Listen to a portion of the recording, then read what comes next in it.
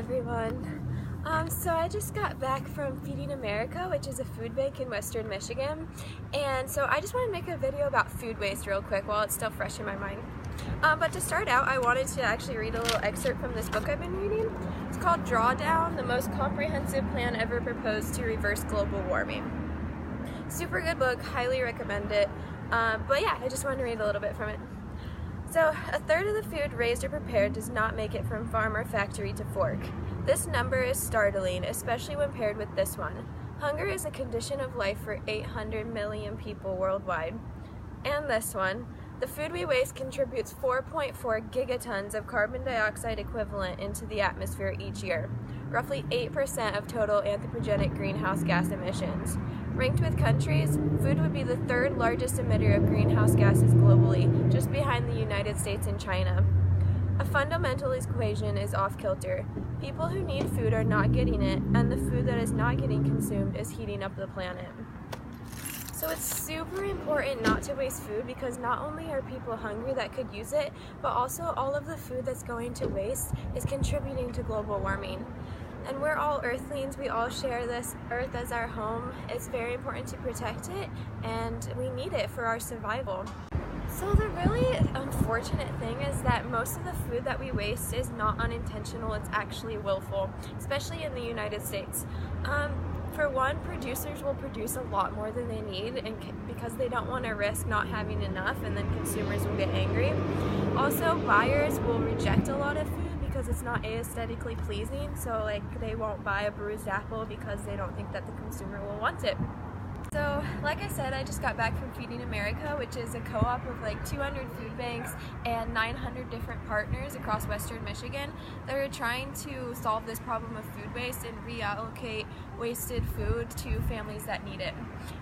In 2016, they actually reallocated 29 million pounds of food, which is awesome. That is great.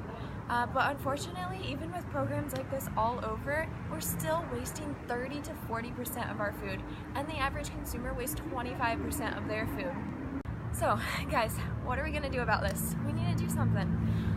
As consumers, first of all, just buy ugly food. If an apple has a bruise on it, you can still buy it, you can still eat it, it's probably fine. If you have an avocado that's gone half bad, still open it up, scrape out the part that's good.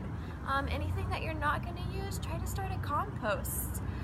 Also, don't buy more than you need. I know it could be hard sometimes, but even if you have to go to the grocery store multiple times a week, it's better to just buy what you know that you're going to eat and then go back later.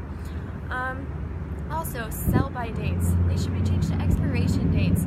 Sell-by dates are for the producer and they save them money, but really, for the consumers, it just confuses us. Usually you can use food months to years after the sell-by date before it actually expires. If you work at a restaurant or a grocery store, ask about getting involved in one of these programs. If you're not involved in one of these reallocation programs, then totally get involved. Actually, France and Italy have laws that grocery stores cannot just throw away their wasted food. They have to give it to a shelter or turn it into animal feed or something like that.